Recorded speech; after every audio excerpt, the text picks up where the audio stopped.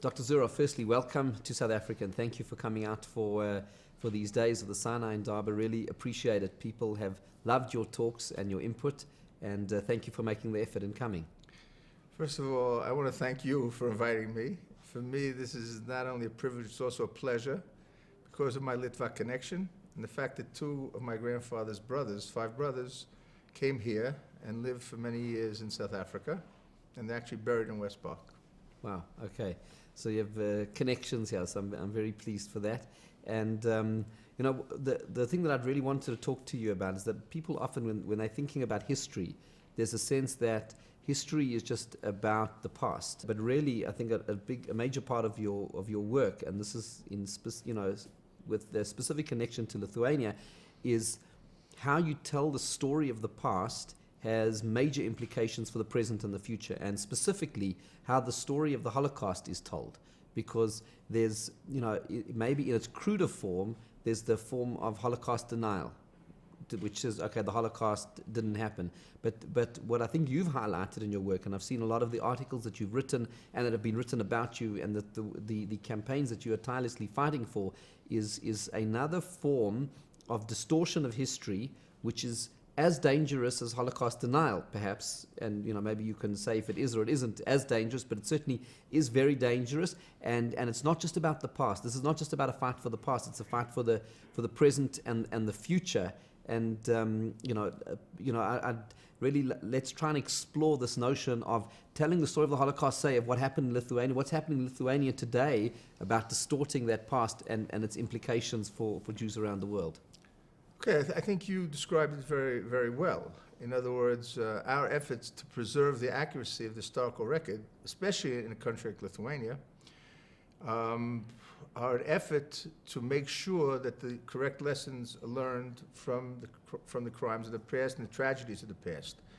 And in that respect, Lithuania is a perfect example, because the Lithuanians are basically leading a systematic effort throughout post-communist Eastern Europe to rewrite the narrative of World War II and the Holocaust. And this is being done in order to hide the crimes of the local collaborators and to, in a sense, undermine the uniqueness of the Shoah, and to claim that communist crimes are just as bad as those of the Nazis, which would do a lot to deflect the focus from the incredibly important role played by local Nazi collaborators in the mass murder of Jews throughout Eastern Europe. Sorry, so just to understand and to clarify, there's not an attempt to deny the Holocaust, but it's an attempt to deflect attention away from the Lithuanian collaboration with the Nazis, which, from what I understood from your writings, and this is historical fact, that when looking across Europe, when the Nazis came into places and they started rounding up Jews to murder Jews, the warmest reception the Nazis got was from the Lithuanian Gentile population as the Nazi armies arrived. Well, they unfortunately got warm receptions in many places. I see. But the extent of the participation of local Nazi collaborators in the murders in Lithuania is particularly high. Lithuania had the highest percentage of Jews who were victimized during World War II, 96.4%. In other words, there were 220,000 Jews living in Lithuania under the Nazi occupation. 212,000 were murdered, in many cases by Lithuanians. Now, the Lithuanians are doing this because, in a sense, their record is so terrible, and I'll explain why, exactly how, and in what respect in a moment, that it's almost impossible. In other words, it's proven so difficult for them to confront the truth. So they're finding all sorts of ways to change the narrative. And one of them began as early as 1991, not long after Lithuania became independent. I'll never forget, I was invited to the dedication of a monument in Ponar, the site of the mass murder of the Jews of Vilna, the Jews of Švenčian. And there was a big debate over what would be written on the plaque, on the inscription. And there are actually inscriptions in 4 languages, Lithuanian, Russian, Hebrew, and Yiddish. And only in Hebrew and Yiddish did they agree to write that the Jews had been killed by the Nazis and their local helpers. In other words, they didn't want that written in Lithuanian or in Russian. And then the Prime Minister of Lithuania at the time, Gediminas Vagnorius, was the key speaker. And he spoke about a tragedy that lasted 3 months. Everyone from Israel, the people who know the history, were looking at each other. What, 3 months? What's he talking about, 3 months? More than 3 years. And even worse, he said that there were a few local people who collaborated, but that collaboration is meaningless when compared to the tremendous assistance of the Lithuanian people to help Jews. Now, there were Lithuanian righteous among the Gentiles, and they deserve our gratitude and admiration, and we'll forever remember them because they operated and they carried out their noble deeds under a threat of a death penalty. And there are people like Ona Shemaita in Vilna and Elena Katarigena in Kovna and in other places who risked their lives time and again to save Jews. And this is written in letters of gold in the pages of Jewish history. But unfortunately, the number of those who participated in the murder by far outnumbers those who helped us.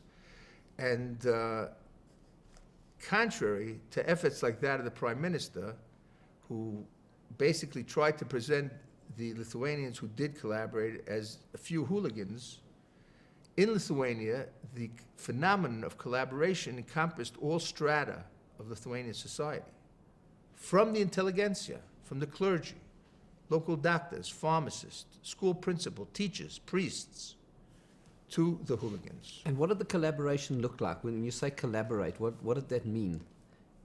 Okay, let me explain something. For example, one of the issues of contention between historians, the legitimate historians and the Lithuanians, is when did the murders start? I've documented the participation of Lithuanians in persecution, physical persecution and murder of Jews before the Nazis even arrived in more than 40 places in Lithuania. Lithuanians vehemently deny it. And at conferences, for example, there was a conference about 2 years ago in the Semas, that's the Lithuanian parliament, in which they said, well, some Israeli historian, in this case Dov Levine they're referring to, not to me, but it doesn't matter, it's all the same, said that Lithuanians attacked Jews before, but that's not true. It's fully documented. That's one example. In several towns, we know that there was not a single German or Austrian present when the Lithuanians murdered the Jews. In other towns, the only Germans present were photographing. They weren't doing the killing. The Lithuanians were doing the killing. Not to mention 2 special Lithuanian murder squads. The Ypatinga Būris, it's called the Special Ones, who operated at Ponar. They're the ones who killed the bulk of the Jews, murdered 70,000 Jews murdered at Ponar. And the Ypatinga Būris were the ones who carried out the murders. Now, they had a German commander and a Lithuanian commander, but they're the ones who carried out the murders. And the 12th Battalion, sometimes referred to as the 2nd Auxiliary Police Battalion, Security Police Unit, that was sent on October 6th, I think it was, 1941, from Kovna, Kaunas, to Minsk, and on the way carried out a rampage of mass murder in Kletsk, Sluts, Rudensk, Dukara, and other places, and continued in Minsk. And were even mentioned in the Nuremberg trials, in which a letter was submitted to the court from a German district commander or district governor, who wrote to his superior in Minsk about the mayhem and chaos that the Lithuanian unit had created, and begged him never to send this unit to my area again. This is the German, the Nazi. Now, you also have to understand what were the characteristics of the murders carried out. First of all, they were carried out with incredible cruelty. Public humiliations of rabbis, Jewish communal leaders, murder and rape of young Jewish girls, babies slaughtered in the most cruel manner imaginable. The nationalistic element. Let me tell you a story. I think that is very indicative and very important. On June 25th, 1941, 3 days after the invasion, a gang of Lithuanian vigilantes kidnapped or arrested 52 Jewish men, took them to a garage in the city of Kovna and Kaunas, and there, in front of a huge crowd of men, women, and children, murdered them in 2 ways. Some of the men were murdered by being beaten to death by crowbars, and the others had fire hoses shoved down their mouths and the water turned on and their stomachs exploded. Now, as this was happening, as the people were being killed, the crowd was applauding, the crowd was cheering, and then, after the murders had been completed, all the men were killed, someone took out an accordion, and they started playing the Lithuanian national anthem. And all the crowd, men, women, and children joined in. Now, I use this as an example. I very often speak to teachers who come to Yad Vashem for courses on the Holocaust, many from Europe, but from all over the world. And I ask the teachers, what on earth is the connection between the Lithuanian national anthem and the murder of these people? And the answer is that the people who carried out the murder thought they were doing the patriotic thing, as did the people who were watching. In other words, these people were doing the best thing for their country by murdering the Jews. Terrific, and especially when one considers the fact that Jews lived in Lithuania for almost 1,000 years. Is that not correct? That's correct. And people that they considered to be friends and neighbors and fellow countrymen, to turn on them in such a savage way is horrific.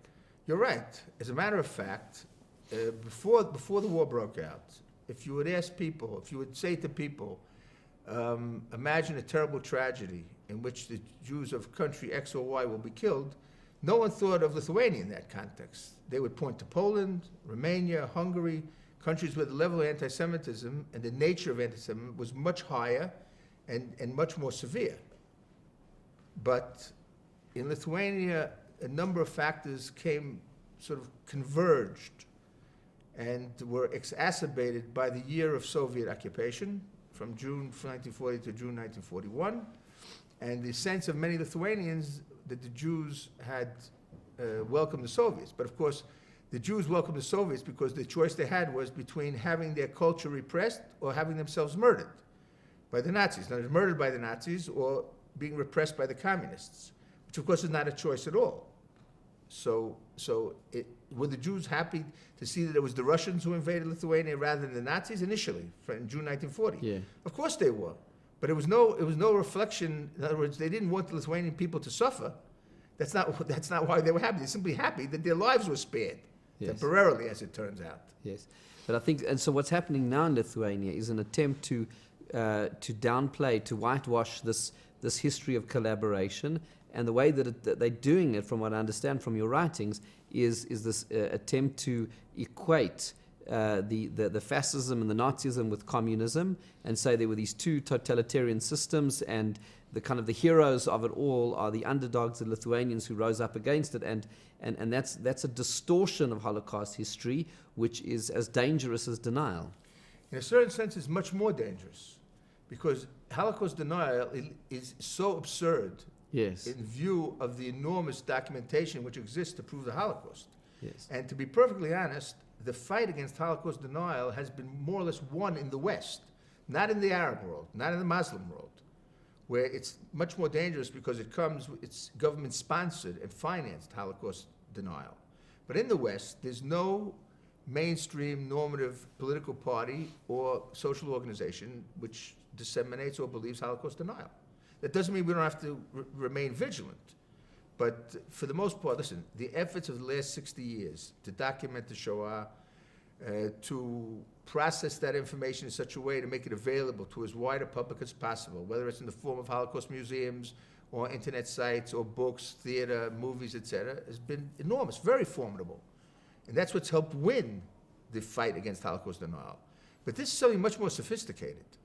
The Lithuanians talk nonstop about the Holocaust, as do the Latvians, or certainly to a somewhat lesser extent, or the Estonians, or the Hungarians, or the Ukrainians, who are all involved in this phenomenon. Okay, but what's the Holocaust in Lithuania? In Lithuania, the Holocaust is how those nasty Germans and Austrians came to our country and murdered our Jews, Nebuch. Is that true? Of course it's true. And without the Germans and Austrians, there wouldn't have been a Holocaust. But having said that, that's not the whole story, far from the whole story.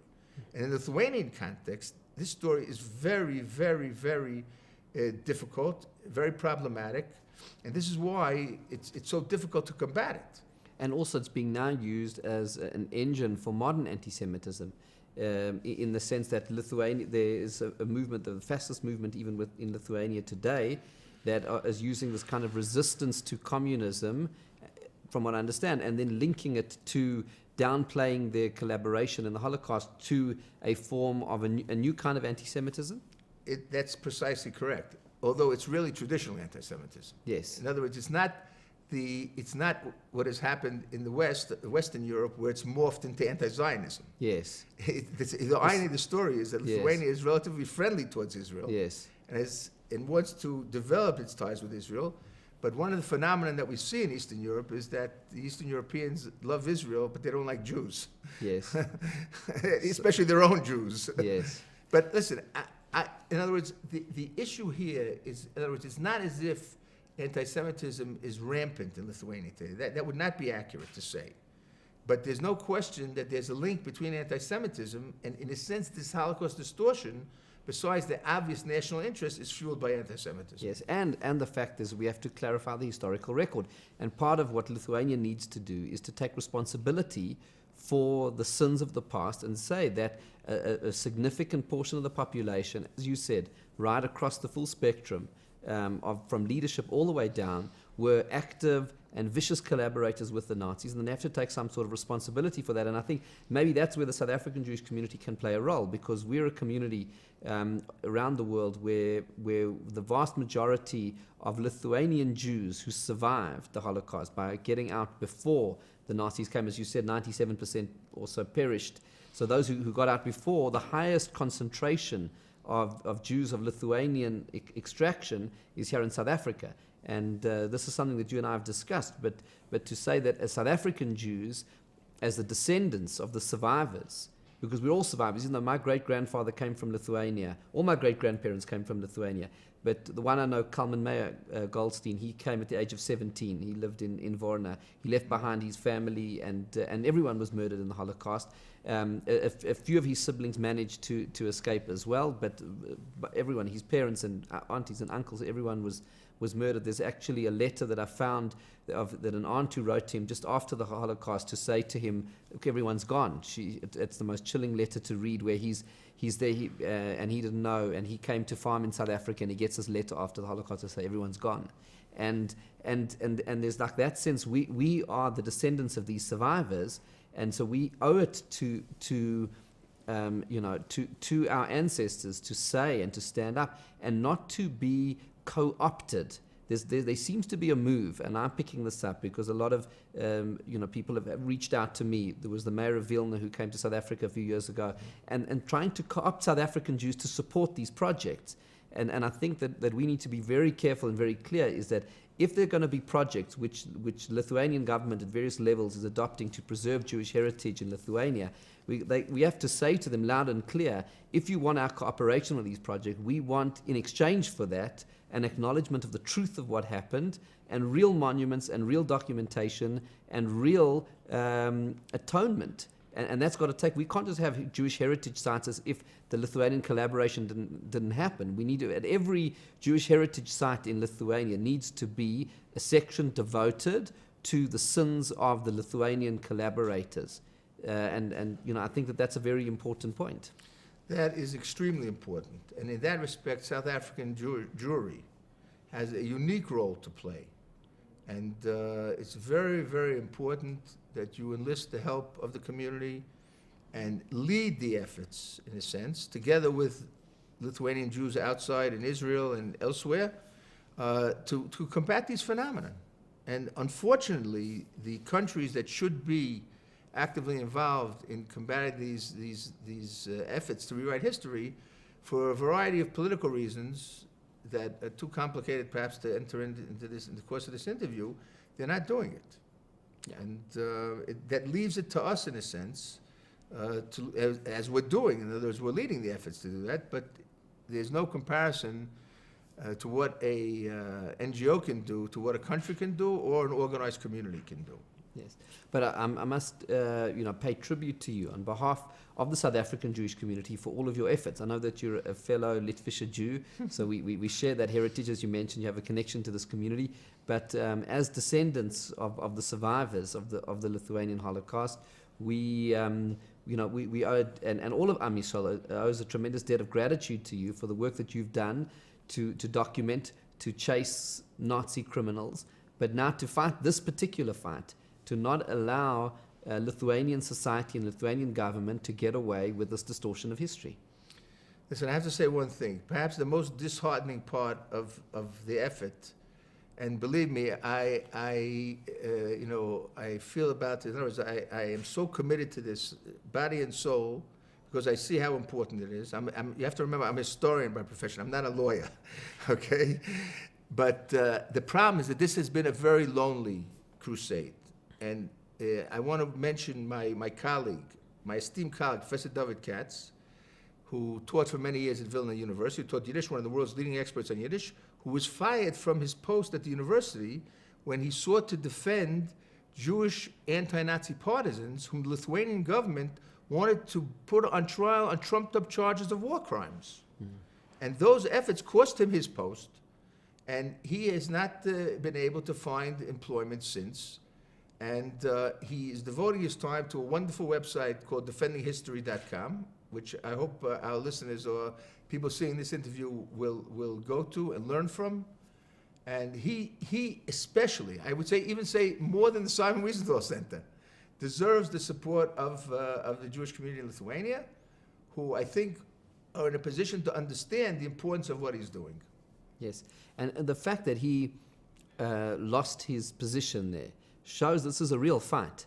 This is not just some kind of polite discussion that's of academic interest in the footnotes of history books. This is actually a real fight to determine the past in a way that impacts the present and the future. And the fact that the enemies of truth are prepared to go to that extent, where a person can be a professor, can be driven out of his position, shows you what's at stake here and why we must all strengthen ourselves for this battle and make sure that we don't let down the victims. It's one thing for the victims to be murdered. It's another thing. The second injustice is to deny that murder.